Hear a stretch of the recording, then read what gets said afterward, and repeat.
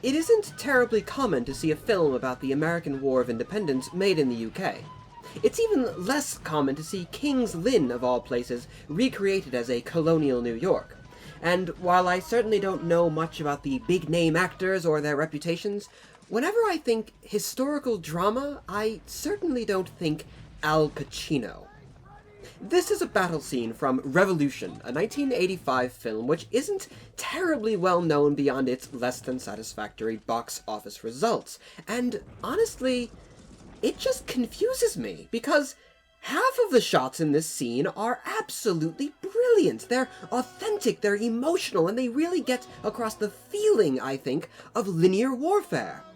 And the other half of shots in this scene are absolutely horrendous and so inaccurate that if I hadn't seen the good bits, I'd assume that they hadn't done any research at all when actually writing the film. And while this one scene is only around 7 minutes long, well, we all know how I can get when I'm so passionate about a project, so please do forgive me if I rather unceremoniously break off at the end of this video, as I will more likely than not have to split this project into at least 2 parts. So with all that being said, let's finally get started. We have Revolution. Not sure if I should be excited for this one or not.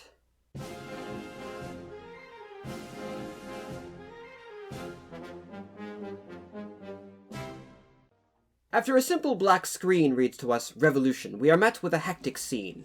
A standard bearer makes his way through a collection of men preparing for battle.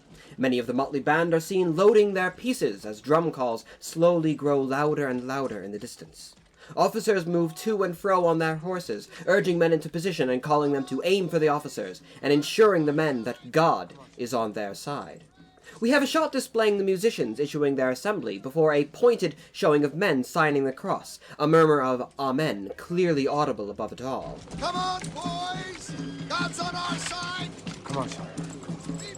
Stay close to me, son. Get to the wall, boys! We can beat up! Come in.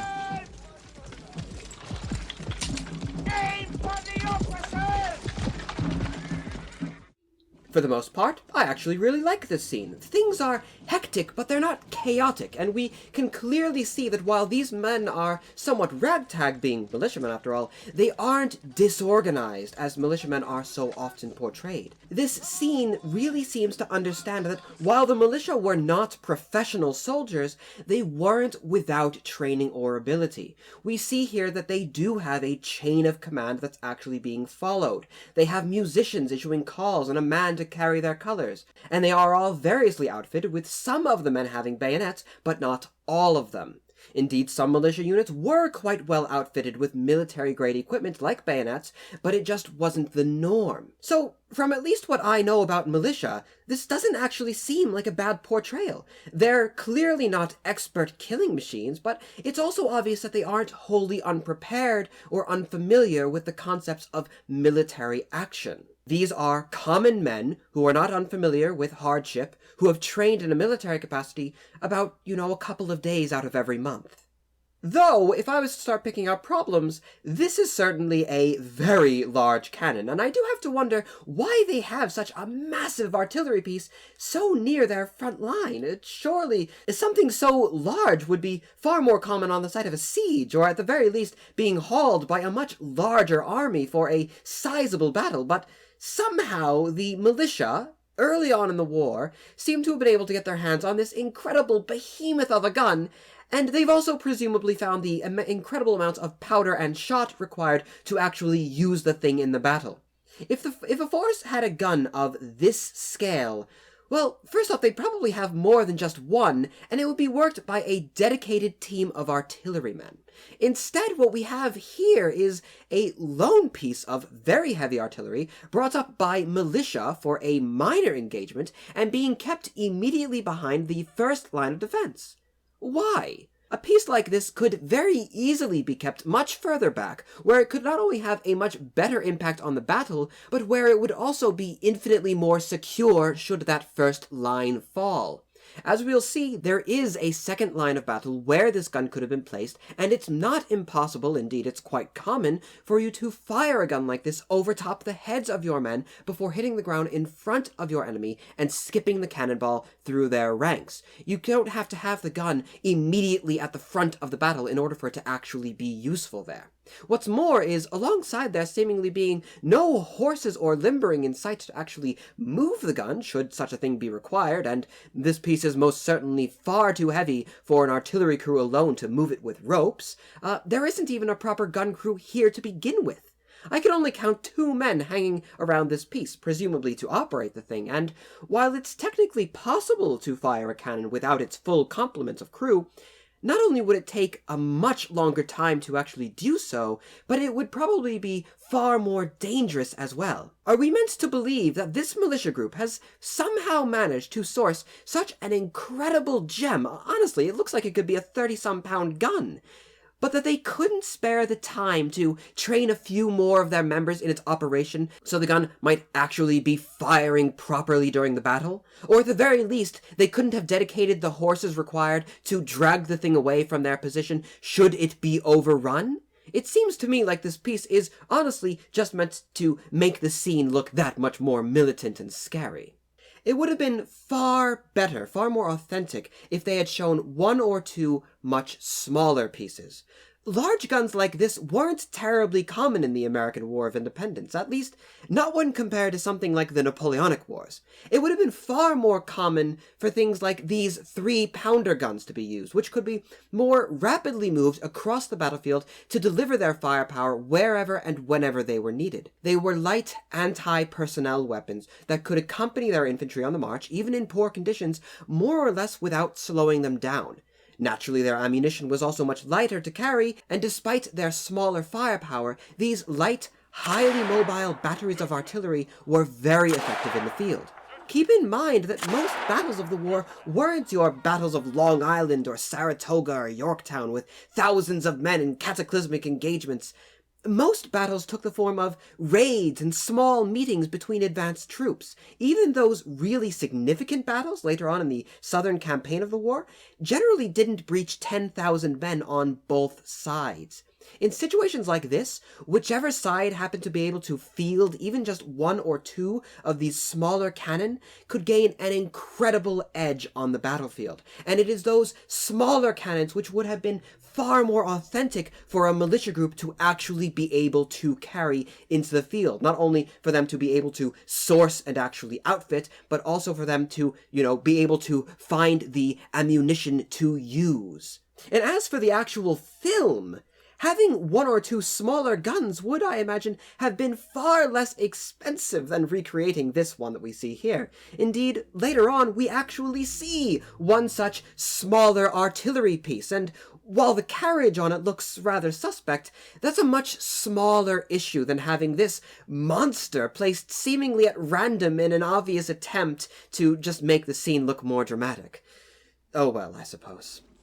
I also dislike how many of the men seen here aren't even wearing hats, and of course it's absolutely possible for men to not have a head covering. It's certainly not the fashion of the period to go without. It always seems like main characters never have the appropriate headgear, so that we can more easily spot them out of the crowd, and it's not a big issue, of course, but it does bother me a bit. Most of these men, it's the fashion of the period, they should be wearing hats. A lot of these militiamen as well are also wearing trousers and not breeches with stockings and garters, which is also at odds with the fashion of the period, especially among New York militiamen, as I'm pretty sure that these men are portraying. But I think that's enough to say about this first scene and our introduction of the Americans. Let's move on, shall we? As the drum calls grow deeper, they transition seamlessly from airy tones of the American camp to the deeper intonations of the Crown forces.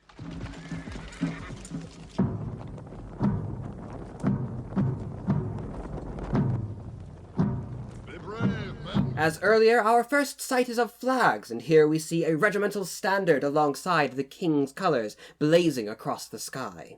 They aren't being carried to another position, but stand firm against powerful winds. With the stronger drum beats, our first impression of the British regulars is of solidity and strength. This is reinforced by our first sight of the redcoats, standing in a perfect fence-post line, colours within the ranks, and officers at the front with their ominous spontoons. Everyone is still. There are no prayers being uttered here, no last-minute loading or cleaning of guns, no sauntering slowly onto the field, or encouragements to take one's positions. These, it is immediately obvious, are professional and well-drilled soldiers. Or so it would first seem. By God, sir, look at your cap! A bearskin cap is meant to be worn leaning ever so slightly forward on the head and kept tightly in place by your queue. You look ridiculous with it cocked off to one side like that. Where do you think you are, a battalion company? Fix your cap, or it's far more likely to fall off than not the minute that you look down to prime your piece. Trust me, I would know. And you, sir, by heavens, have you ever held a musket before? Bring that lock closer into your body. You're meant to hang the butt of your musket as low as is comfortable and natural to you, yes, but that doesn't give you permission to thrust the thing outward so much you may as well be at the slope arms. When at the shoulder, you want your piece to face as cleanly upwards as possible. It makes the future movements far smoother in motion. And this one here, another prime example of an under-drilled soldier. Look at your feet, sir. They're held so tightly together that a simple breeze could probably knock you aside. Splay your toes, sir, at least 45 degrees apart, with your heels just separated. That is the position of a soldier under arms, squared to his front and ready to advance. Right then. As the American commanders were encouraging their men, so too does the British Sergeant Major. But he does so in a far more authoritative tone, ordering the men to be brave and demeaning the rebels as he goes. Be brave, men. They're nothing but bloody animals. Pride as children. He marches in tune with the drum, reviewing the men of whom he is master, again reaffirming the extreme contrast between this army and the rebel militia which we had seen earlier. With the sounding of some trumpets in the distance, we have a quick scene of these officers, clearly far removed from the battle, issuing the command to begin. Nothing too bad with this bit. I don't really get why the staff officers' own colours are so very far away from them, randomly being placed halfway down that hill, but oh well, it doesn't particularly matter. The artillery bombardment begins, and we see quick flashes of the apprehensive militiamen preparing to receive their foes from behind their barricade. The tension builds further as we see the British drummers sounding out their grim and steady military cadence. King and country, hear me! God is with you. Be brave. Your British soldiers are the best bloody regiment in the world. I'm not entirely sure what it is they're sounding, though. Clearly, there's no need for an enlisted man's call or an assembly because the whole force is already under arms and in position. It's not an advance being sounded, nor is it the command to prime and load. It's very possible that I'm just not familiar with this call in particular, or what it's meant to be that the drummers are doing, but I really do get the impression that they're just trying to make the regulars look and sound scarier and more imposing than they really are for the cameras. This is matched by the Sergeant Major's continued words of encouragement, although more often than not they sound more like threats.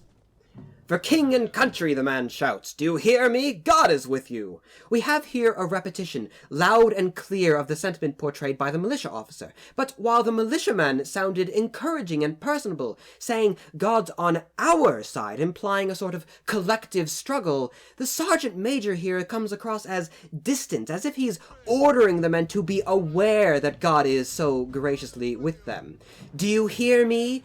God is with you," he says. Not exactly a very kind-hearted man.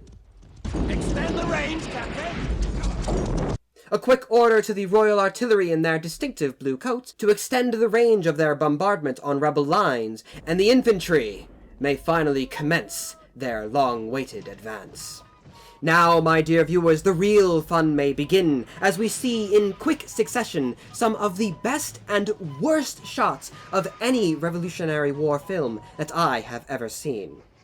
But I think that I've held your ear for long enough already, and that will have to wait until our next video on this scene. Until the next time, my dear viewers, I am and I shall remain your most humble and obedient of servants.